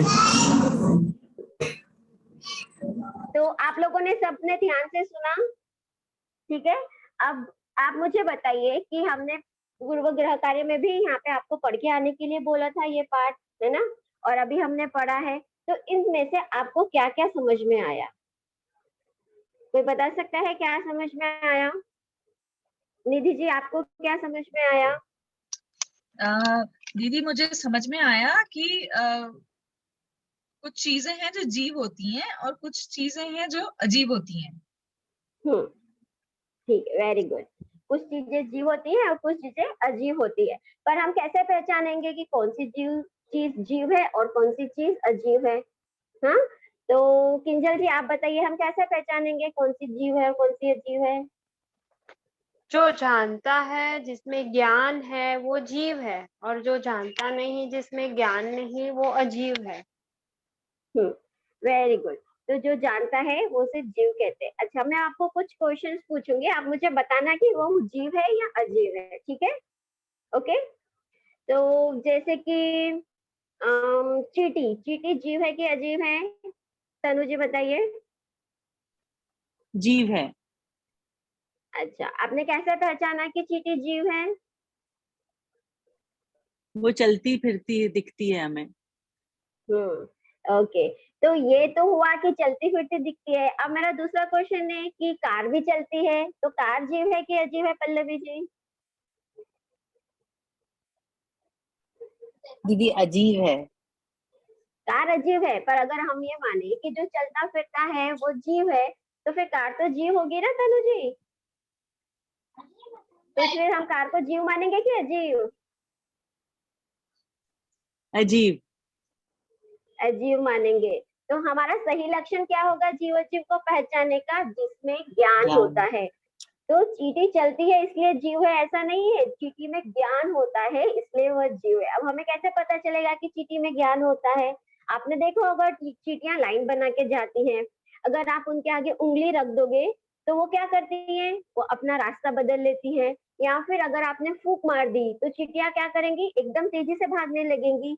वो ऐसा क्यों कर पाती हैं? क्योंकि उनमें ज्ञान होता है ना? पर कार के साथ ऐसा नहीं होता है। कोई कार को कितना भी मार दे तो क्या कार उसके लिए कुछ रिएक्ट करती है? उसका कुछ भी रिस्पॉन्स होता है? नहीं होता है। कार उसी की जगह पर खड़ी रहती है, इसलिए कार कैसी है? अजीब है। तो हमें ये चीज ध्यान रखना है कि जो चलता फिरता है वो जीव नहीं होता है, जो जानता और देखता है वही जीव होता है। ठीक है, अभी अभी मैं आपको कुछ यहाँ पे प्रश्न नोट कराऊंगी, तो आप लोग अपने कॉपी और पेन निकाल लीजिए और जो भी मैं आपको बोल रही हूँ वो आप लिखिए, नोट कीजिए। और अगर कोई लिखने में आपको वर्ड में लिखने में तकलीफ आती है तो मुझे बताइए, मैं आपको बोर्ड पे लिख के बताऊंगी। इसलिए मात्राओं की मिस्टेक बिल्कुल भी नहीं करना है। ठीक है? ठीक है, निकाली कॉपी आप लोगों ने? निधि जी आपकी कॉपी कहाँ है? निकालिए, वेरी गुड। ओके, तो अब हम लिखते हैं जीव किसे कहते हैं। पहला प्रश्न क्या है? जीव किसे कहते हैं? तो इसका उत्तर अभी हमने पढ़ा, जो जानता देखता है उसे जीव कहते हैं। जो जानता और देखता है उसे जीव कहते हैं। नोट किया सभी ने? ठीक है सर, सारे प्रश्न बताओ।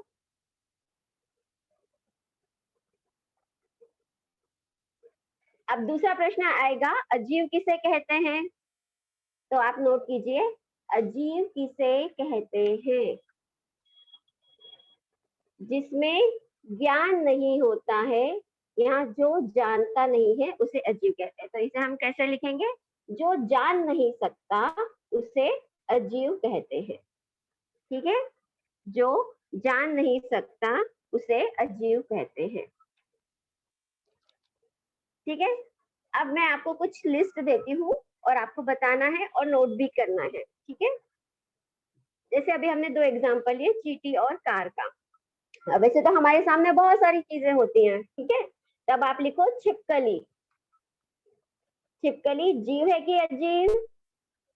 तो आपको कॉपी में लिखना है छिपकली और उसके आगे लिखना है जीव, क्योंकि छिपकली जानती है और देखती है। ठीक है, अभी मोबाइल जीव है कि अजीव? क्योंकि मोबाइल में ज्ञान नहीं होता इसलिए मोबाइल क्या कहलाएगा? अजीव।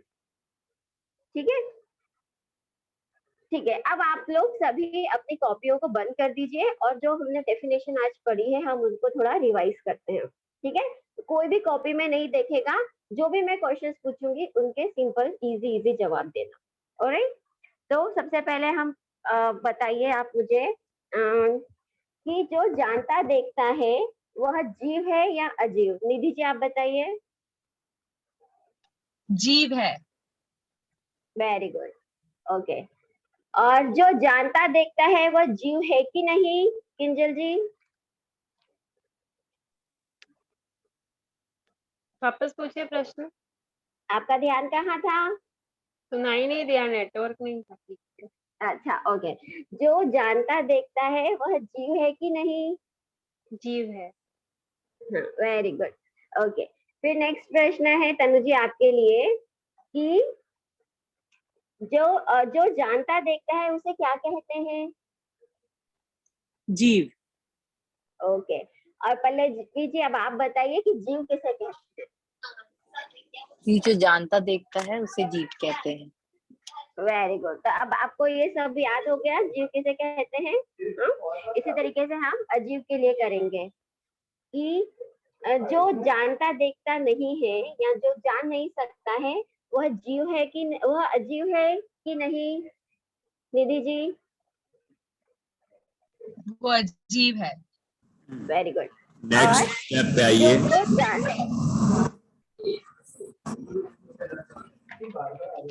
ठीक है, तो अभी तक हम लोगों ने जीव जीव के बारे में पढ़ा, कौन कौन सी चीजें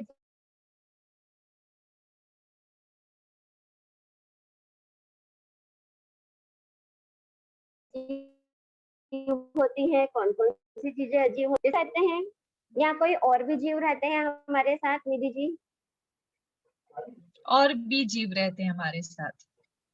अच्छा, तो किंजल जी आप बताइए और कौन कौन से जीव रहते हैं हमारे साथ हमारे घर में? हमारे माता पिता, भाई बहन, फिर और घर और पे कॉकरोच, छिपकली, जो कुछ भी हो वो भी सारे जीव है। हाँ, तो वो सब जीव रहते हैं तो हमें ऐसा लगता है कि अरे हमारे घर में ये छिपकली क्यों आ गई, ये कबूतर क्यों आ गया, तो क्या हमें उन्हें मार देना चाहिए? नहीं, नहीं मारना चाहिए, है ना। तो इसलिए जितने भी जीव हमारे साथ रहते हैं उनके ऊपर हमें दया रखना चाहिए। जहां पर भी हमें किसी भी तरह का कोई जीव दिखे तो हमें उसके ऊपर दया रखनी चाहिए। आप लोगों को कभी करंट लगा है? करंट कभी किसी को भी करंट लगा है क्या? लगा है ना। तो जब हमको करंट लगता है तो कितनी वेदना होती है, हमारे हाथ पैर दूसरे लग जाते हैं। उसी तरीके से आप लोगों ने देखा होगा आजकल एक वो रैकेट बना हुआ आता है जिसमें इलेक्ट्रिसिटी होती है और फिर उससे मच्छरों को मारते हैं, है ना। अब वो मच्छर भी जीव है, तो चूंकि वो जीव है तो उसे भी ज्ञान होता है, और जब हमें करंट लगता है तो हमें इतना दुख होता है, तो वो पूरा मच्छर उस करंट के कारण जल के मर जाता है। तो हमें ऐसे चीजों का बिल्कुल उपयोग नहीं करना चाहिए जिससे कि जीवों की हिंसा हो। ठीक है, ठीक है। तो आज हमने अभी तक जो पढ़ा है उसमें हम कुछ रिवीजन कर लेते हैं। तो अब मैं आप लोगों से पूछती हूँ, तनु जी आप बताइए जीव किसे कहते हैं? जो जानता देखता है उसे पूरा जीव कहते हैं। बोलिए। हाँ, वेरी गुड। जो जानता देखता है उसे जीव कहते हैं। पल्लवी जी आप बताइए, अजीव किसे कहते हैं?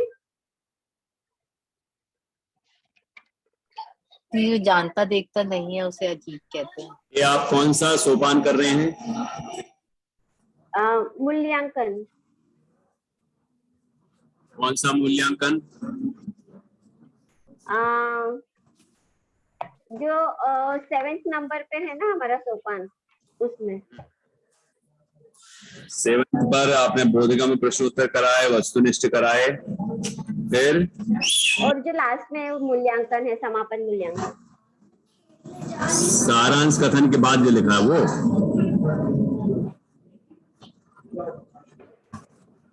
हेलो, सारांश कथन के बाद लिखा है वो वाला ना?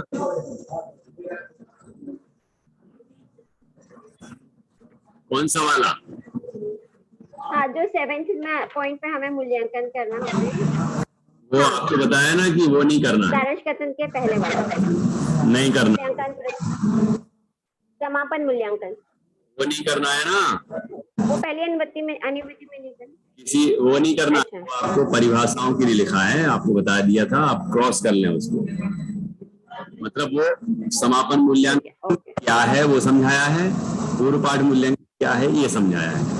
तो समापन मूल्यांकन बाद में होगा 9th पॉइंट पे, है ना, दूसरी अनुमति के बाद, और मूल्यांकन अगले दिन होगा जो आपने कर लिया है पहले। ओके, तो कंफ्यूज नहीं हो, आपको वापस से यह समापन और पूर्व पाठ नहीं करना है। हाँ जी, नेक्स्ट आगे बढ़िए। सर इसमें बच्चों को प्रश्न हो तो वो कभी पूछते हैं? हाँ, अगर किसी बच्चों को प्रश्न हो तो वो हमें कभी भी बीच में ले सकते, किसी को कुछ प्रश्न है या नहीं इसके जब आप बारे में? समझा रहे हैं तो आप उनको कहिए कि जब तक मैं समझा रहा हूँ आप ध्यान से सुनिए, जब मैं समझा चुकूंगा और आपको कोई बात नहीं समझ में आएगी तो आप पूछना। वो विचार विश्लेषण के अंदर ही होगा। ठीक है। क्योंकि क्या होता है कि कई बार हम उनको लगता है ये क्या है, ये क्या है, ये क्या है, लेकिन जब तक पूरा आप विश्लेषण करते हैं सारे उत्तर मिल जाते बच्चों को। मतलब शिक्षक को मननशील होना चाहिए ना, और मनोवैज्ञानिक भी होना चाहिए, उसके मन में क्या प्रश्न उठ रहा होगा। मोक्षमार्ग प्रकाशक में नहीं देखा आपने कि हमारे मन में जो प्रश्न उठता है वो अगली लाइन में, अगले पैराग्राफ में लिखा होता है, कभी महसूस किया होगा आपने? तो आचार्यों की ये शैली रही है, और पंडित पड़ोमल जी आदि विद्वानों की ये शैली है कि वो ये समझ लेते हैं कि अब क्या प्रश्न उठ सकता है। तो आपके मन में भी आना चाहिए कि बच्चे के मन में अब क्या प्रश्न उठ रहा होगा। तो इस तरह से आप प्रश्न उठाते जाएं, उत्तर देते जाएं, उठाते जाएं, उत्तर देते जाएं। अच्छा ये बताओ, अब आपको लग रहा होगा वीतरागी क्या है, तो वीतरागी समझा दिया। सर्वज्ञ कौन होते हैं, सर्वज्ञ समझा दिया। ऐसे तो आप अपने मन से ही समझ जाएंगे कि यहाँ पर ये बातें बच्चा पूछ सकता है, उसको समझ में नहीं आ रही होंगी, पहले भी नहीं पता उसने। तो आप खुद ही प्रश्न उठाएं, खुद ही उत्तर दें, और इस तरह एक्सप्लेन करें, समझाएं, स्पष्टीकरण करें। फिर भी कभी कुछ बात रह जाए तो बीच में नहीं पूछने देना चाहिए, क्योंकि आप जब तक विश्लेषण कर रहे हैं तब तक यदि बीच बीच में पूछेंगे तो आप अपनी बात समझा ही नहीं पाएंगे। और मैक्सिमम ये होता है, मैंने देखा है कि आप जितना समझाते हैं तो उस सभी बच्चों के मन में जो उठने वाले प्रश्न हैं सबके समाधान हो जाते हैं। और आखिरी में आप एक आध को रोक के देखना, आप जो पूछ रहा हो बीच में तो उसको कहना बाद में पूछना, और आप समझाते जाइए, और आखिरी में कहेगा मेरा उत्तर आ गया। मैंने कई बार देखा है। अभी जीव अजीव में मुझे डाउट है टीचर। हाँ, तो अभी रुकिए, देखो आपको भी रोक दिया मैंने। तो पहले अभी यहाँ पर चल रहा है समता जी का, तो यहाँ पर अब आपको क्या करना है, वस्तुनिष्ठ हो गए, जीवनों की वस्तुनिष्ठ वाले भी हो गए है ना, उसमें पारिभाषिक भाषण जीवनोपयोगी प्रश्नोत्तर भी हो गए। अब क्या करेंगे आप, करिए। अब अनविति सेकंड स्टार्ट करेंगे। तो सारांश कथन नहीं करेंगे? सारांश कथन तो जब क्लास खत्म होगी उस समय होगा। क्यों? हर एक अनुमिति का सारांश कथन होता है। अभी बताया था ना कि अभी तक जितनी परिभाषाएं आपकी आई हैं अनुमिति में, पाठ्यांश में, उतनी आपको दोहरा देना है। छात्रों, अभी तक हमने पढ़ा कि जो जानता देखता है उसे जीव कहते हैं। जैसे हम आप जीव हैं, चींटी वगैरह जीव हैं। और जो जानता देखता नहीं है वो अजीव है। जैसे कि कुर्सी, टेबल, ये कंप्यूटर वगैरह सब अजीव हैं। ठीक है ना? अब हम आगे पढ़ेंगे। ये अगली अनुमिति। हाँ बोलिए।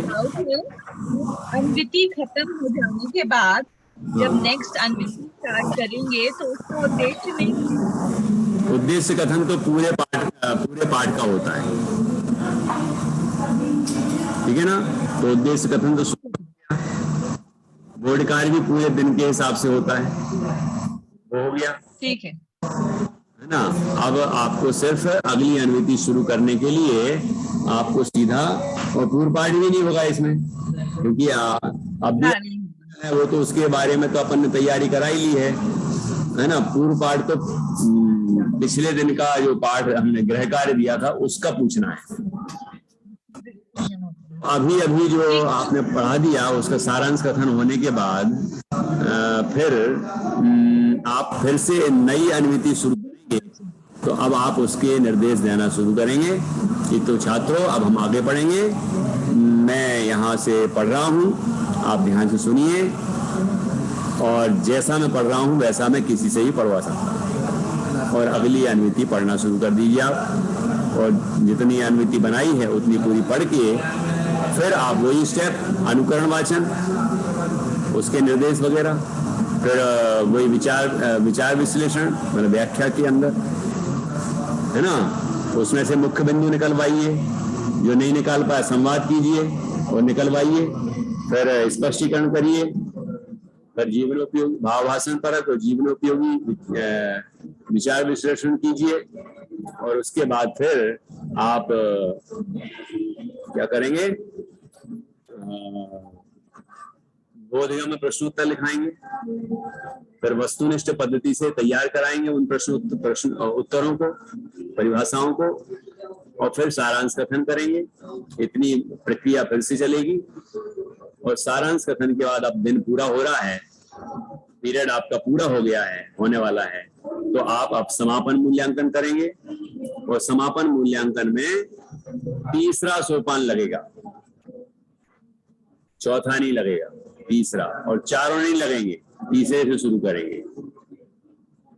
जो जानता देखता है उसे क्या कहते हैं, ये तीसरे नंबर पे है। तो आपको समापन मूल्यांकन में तीसरे सोपान का प्रयोग करना है। क्या कहते हैं वाला? हाँ, तीसरा सोपान मतलब क्या है सर? वस्तुनिष्ठ उत्तरों का तीसरा सोपान। पहला है यह है या यह है, दूसरा है अच्छा है या नहीं, दूसरा है यह है या यह, तीसरा है क्या है, चौथा है किसे कहते हैं। तो आप क्या है वाला तीसरे नंबर पे जो आया है ना, उसका प्रयोग करेंगे। स्पष्ट? सर जैसे दूसरी अनुवृत्ति स्टार्ट करने के पहले पहली अनुवृत्ति में कुछ डाउट हो तो हम वो पूछ सकते हैं ना, कि अभी जो पढ़ाई में किसी को कोई प्रश्न हो तो वो पूछना। इसको डाउट होगा तो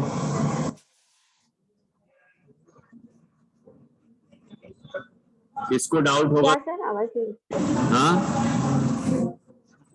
बच्चों को अगर कोई डाउट हो तो वो नहीं, डाउट तो उनको तभी क्लियर करना है। डाउट्स तो उनको तभी क्लियर करना है ना जब आपकी अनुवृत्ति खत्म हो गई, उसके प्रश्नोत्तर भी हो गए, सब तरीके से आपने तैयार करा दिया वस्तुनिष्ठ पद्धति से। अब क्या डाउट रहेगा? वो तो वही करना है उनको विचार विश्लेषण होने के बाद। जितना अंश हो गया उसको क्लियर कर लिया उनने। अब वो तो ऐसी बात है कि फिर भी कुछ बच्चे ऐसे होते हैं कि जो आप कितनी प्रोसेस से चलो, कदाचित वे नहीं समझते हैं, नहीं याद रखते हैं, तो फिर पूछेंगे, वो बात अलग है। ये एक अभी अपन सामान्य प्रोसेस समझ रहे हैं, अध्यापन की प्रक्रिया समझ रहे हैं। बाकी तो आपके विवेक पर निर्भर करेगा कि अब आपको, अब आखिरी में उसने पूछ लिया कोई ने, तो आप या तो उस दिन समय है तो आप उस दिन समझा दो समापन के समय, और नहीं तो आप कह दो कि कल आप अभी याद करके आना ये सभी परिभाषाएं, फिर कल मैं आप पूछना तो कल बता दूंगा, या इस प्रश्न का उत्तर कल देंगे। ऐसा भी कर सकते हैं, आपका विवेक है। वो प्रोसेस में जो बताया है सामान्य प्रोसेस, सामान्य प्रोसेस होती है जो एक आइडियल प्रोसेस है, लेकिन कुछ अपवाद भी होते हैं। कभी कभी कुछ ऐसी चीजें होती हैं जो अलग तरह की असाधारण घटनाएं होती हैं, कोई बात होती है, तो आपको उसके लिए अपने विवेक का प्रयोग करना पड़ेगा। ये सारी बातें किताबों में नहीं लिखी होंगी, है ना, ये अनुभव से आपको समझना है कि उसका जवाब आपको कैसे देना है। वहां आपसे कोई कहने नहीं आएगा पाठशाला में कि आपने अब यहाँ उसका जवाब क्यों दिया, ये कोई प्रोसेस है क्या, ऐसा कहने कोई नहीं आएगा। आपका विवेक वहां काम कर लगाना है, ठीक है। चलिए, और इसके बाद एक दिन पूरा हो गया। अब आपने गृह कार्य दे दिया, समापन के बाद गृह कार्य दे दिया, जो आपने दोनों अनुभूति से जो लिखाया है ना, वो उसके संबंध में गृह कार्य दिया, और साथ में उसी से संबंधित को जीवनोपयोगी या भावासन पर प्रश्न भी दे सकते हैं। कुछ जैसे कि अभी आपने निधि जी ने या और आप लोगों ने बताया, उस तरह के कुछ प्रोजेक्ट वर्क दे सकते हैं, है ना। कुछ प्रैक्टिकल दे सकते हैं कि आप पता करके आना घर में, तुम्हारे घर में कितने जीव हैं। यही तो कई बच्चे जीव हैं तो मम्मी है जीव, पापा है जीव, इतने ही जीव समझते हैं, हम जीव हैं, है ना, लेकिन कीड़े मकोड़े भी तो जीव हैं। तो जो बच्चा समझा होगा ना, वो उनको भी लिख के लाएगा कि वो भी जीव हैं, तो इसका मतलब उसने जीव समझा। और फिर अजीब के बारे में अजीब भी लिख के लाना, कौन कौन सी वस्तुएं अजीब हैं, तो वो कुछ वस्तुएं लिख के लाएगा। ये समझ लीजिए भावासन और जीवनोपयोगी ये होमवर्क है, गृह कार्य है, जिससे वो घर में जाके भी उसका प्रयोग करे। ये भी होमवर्क है, गृह कार्य हो सकता है कि आपने जो पढ़ा है, जो परिभाषाएं याद की हैं, वो अपने घर में सभी को सुनाना। आपको जो जिस तरह से उसको तैयार कराना हो, उस तरह से आप गृह कार्य दे सकते हैं। केवल परिभाषाएं रटाना हमारा उद्देश्य नहीं है कि उतना याद करके आ जाना और हो गया। कुछ प्रयोग परक भी आप गृह कार्य दे सकते हैं, ठीक है ना।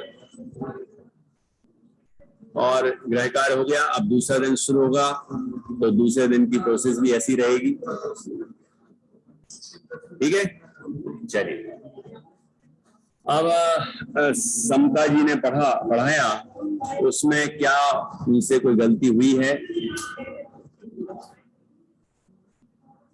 जो आखिरी में हुई है वो तो आपको बताई दी, इसलिए वो नहीं बताना है। उसके पहले की बोर्ड कार्य से लेकर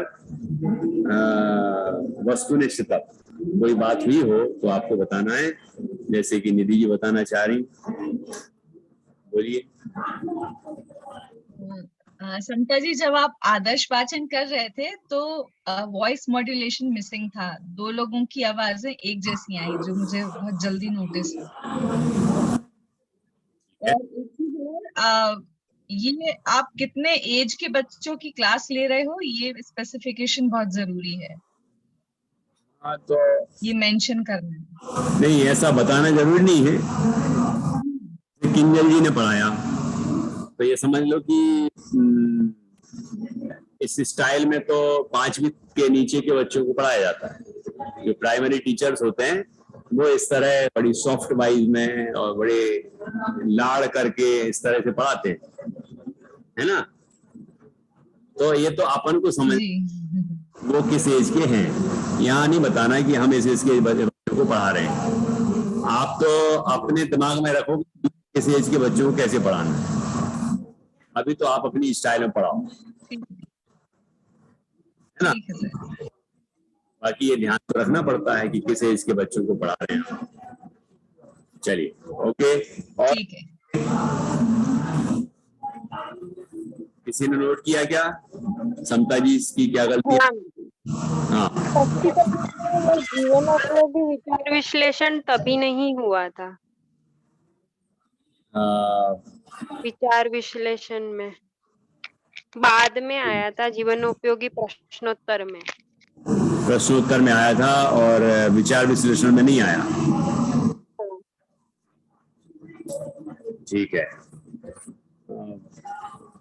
विचार विश्लेषण में इस तरह की बातें नहीं आई, थोड़ा स्पष्टीकरण थोड़ा कम हुआ, मतलब उदाहरण देके थोड़ा और जितने दिए ना इसमें, ये सब चीजों के उदाहरण और देने चाहिए थे। ठीक है, बाकी ओवरऑल बहुत अच्छा था, स्टाइल ही बहुत अच्छी थी, पढ़ाने की शैली बहुत अच्छी थी, कॉन्फिडेंस भी बहुत अच्छा था। अभी एक बात बोलना है मुझे बोर्ड कार्य के संबंध में। आपने कहा कि बच्चों में जब तक बोर्ड कार्य करती हूँ तब तक आप अपनी पाठमाला निकाल लीजिए। तो आपको बोर्ड कार्य करने के लिए बोलना नहीं है बच्चों को कि मैं बोर्ड कार्य कर रही हूँ जब तक तुम ये काम कर लो, ऐसा नहीं बोलना है।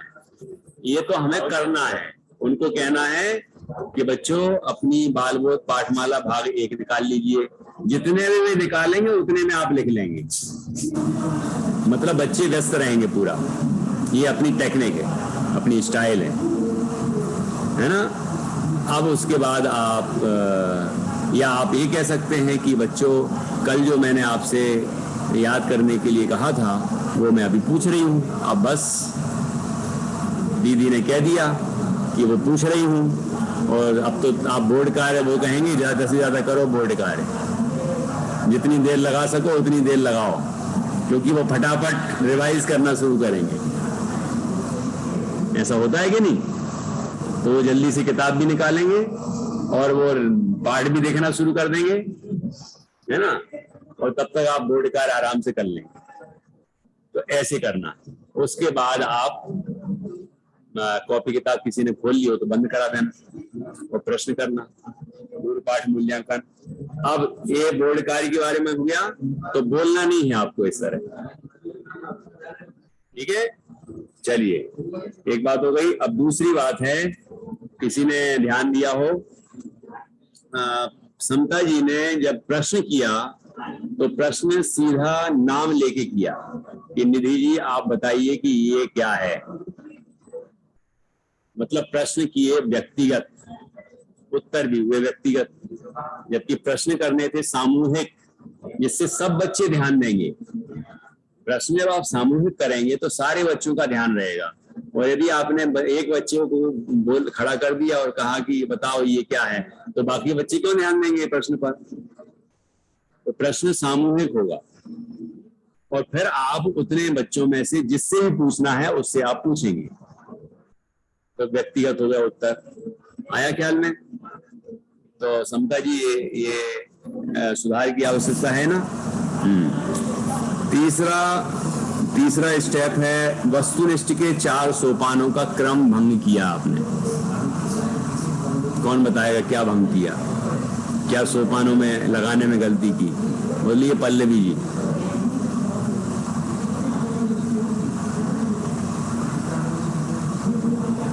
सर समता जी ने ना जो दूसरा सोपान था वो पहले बोल दिया, और पहला सोपान था वो दूसरे नंबर पे बोला। याद आ गया, देखो, लेकिन नोट करना चाहिए, मैं नोट करता हूँ यहाँ, इसलिए याद, मतलब जैसी गलती होती है यहाँ नोट कर लेता हूँ, नहीं तो इतनी देर बाद कौन को याद रहेगा। तो आपको भी नोट करना है, ये सीखना है आपको, और बच्चों से भी नोट करने के लिए कहना है। जब वो अनुकरण वाचन करते हैं ना, जब तब निर्देश देते हैं कि बच्चों नोट करिए जो गलती करें ये, तो ऐसा। तो इसमें 4 सोपानों के क्रम भंग में, ये आपने जो बिल्कुल ठीक बताया, पल्लवी जी ने याद रखा। चलिए, तो क्रम से आपको 4 सोपान लगाने हैं, और ये अच्छा है कि आपने जैसी एक परिभाषा हो गई तो दूसरी परिभाषा पर लगाना शुरू कर दिए। ये ध्यान दिया आपने, बहुत अच्छा किया, ये बहुत अच्छी बात है। नहीं तो प्रायः लोग यही समझते हैं कि एक परिभाषा पे 4 सोपान लगा दो, हो गए वस्तुनिष्ठ। अब आगे बढ़ो कि नहीं, अगली परिभाषा भी करनी है और अगली भी करनी है, लेकिन आपके जो शिक्षक परीक्षक हैं वो कहेंगे अब आगे अगला स्टेप लीजिए आप। तो आपको फिर जो वस्तुनिष्ठ के बाद क्या करना पड़ता है, भावासन परक और जीवनोपयोगी इसी के अंदर आएंगे। तो उसके प्रश्न पूछने लगो, एक एक प्रश्न, फिर आप सारांश कथन करेंगे, है ना। और सारांश कथन के बाद यदि पहली अनुमिति के बाद का सारांश कथन है तो क्या करेंगे फिर, तो आप अगली अनुमिति के लिए आदर्श वाचन वगैरह कराएंगे। और दूसरी अनुमिति के बाद सारांश कथन के बाद समापन मूल्यांकन और गृह कार्य करेंगे, गृह कार्य देंगे। ठीक है, चलिए, बहुत अच्छा पढ़ाया आप दोनों ने, मुझे बहुत खुशी हुई। आप अच्छी तैयारी करिए और वहां भी आप कल के लिए तैयार हो सकें तो ऑनलाइन पढ़ाइए। ये सेम पार्ट पढ़ा सकते हैं कल? हाँ, कोई भी पार्ट पढ़ा सकते हैं, कोई जरूरी थोड़ी कि आप पार्ट भाग 2 में से ही पढ़ाएं, एक में से ही पढ़ा सकते हैं। सर अभी आपने बोला सारांश तैयार कर लें, आप वाला पार्ट तैयार कर लें तो और अच्छी बात है, क्योंकि करना तो है वो भी, है ना। और कसाय कल पढ़ा दिया जाएगा, तो सुबह पढ़ाएंगे जब आप सुनना ध्यान से और उसको भी तैयार करना। प्रोसेस आपको समझ में आ गई है तो आपको कोई भी पार्ट दे दिया जाएगा, आप पढ़ा लेंगे। ठीक है, तो सर हम अपना पार्ट चेंज कर सकते हैं? बिल्कुल कर सकते हैं, अभी कर सकते हैं, एग्जाम में नहीं कर सकते, इसलिए सभी पाठों की तैयारी करें। तो आज का समय तो पूरा हो गया, आज काफी प्रोसेस समझने में भी टाइम लगा, इसलिए अब लेकिन अब आपको एक बार समझ में आ गया है कि किस प्रोसेस से, किस विधि से आपको क्रम से पढ़ाना है ना। तो निश्चित रूप से कल सभी का नंबर आ जाएगा। आप अच्छी तैयारी करें और जिनने पढ़ा दिया है किंजल जी और समता जी ने, वो पाठ की तैयारी करें। और आगे कसाय पढ़ा दिया जाएगा कल सुबह, तो कसाय की भी तैयारी कर लें, जिससे आपका नंबर, इन लोगों के नंबर के बाद आपको नंबर रिपीट होगा। अभी तो कई बार रिपीट होगा, तो आपको पढ़ाना होगा, तो उनमें से पढ़ाइए, पाप और कसाय में से। ठीक है, चलिए। तो सर, सर इसकी रिकॉर्डिंग हमें मिल सकती है क्या? मैं व्यवस्था कर रहा हूँ, मैं रिकॉर्ड करता हूँ। तो जी, इसको पहली रिकॉर्डिंग तो अरहम पाठशाला पे डाली थी मैंने। अच्छा, हाँ, पहले दिन वाली, फिर कल वाली नहीं डाल पाए हैं, रिकॉर्डिंग है, आज वाली भी रिकॉर्डिंग है। इसको मैं अरहम पाठशाला पे भी सर एक्चुअली आप शायद ग्रुप में एडिट नहीं है। अच्छा, हाँ, आपका नंबर और नाम नहीं है उसमें। कौन से में? अरहम में? सर नहीं, ये वाला जो हमारा जो ग्रुप है ना, इसमें जो बनाया हुआ है, वो आकाश जी को बोलना पड़ेगा आपको ऐड करने के लिए। ठीक है, ठीक है। वो किशोर सर तो थे उसमें। किसने फोन किया था मुझे? अच्छा, आप में से किसी ने नहीं किया? कोई मैंने किया था। हैं? अच्छा, आपने नंबर किससे लिया? ग्रुप में है नंबर आपका, पर आपको ऐड नहीं किया ग्रुप में। अच्छा, ग्रुप में सर एक ग्रुप है, उसमें आपका नंबर तो आया हुआ है, किशोर सर ने भेजा था, उन्होंने ये लिखा था कि इनको ऐड कर दीजिए, पर आपको उसमें ऐड नहीं किया हुआ है। उसमें हम लोग सब हैं बाकी। ठीक है, मैं बात कर लेता हूँ जी, हो जाएगा। चलिए, सभी 9 बार नमोकार मंत्र के माध्यम से काय उत्सर्ग करेंगे और इस तरह अपनी कक्षा पूर्ण होती है। जय जिनेन्द्र।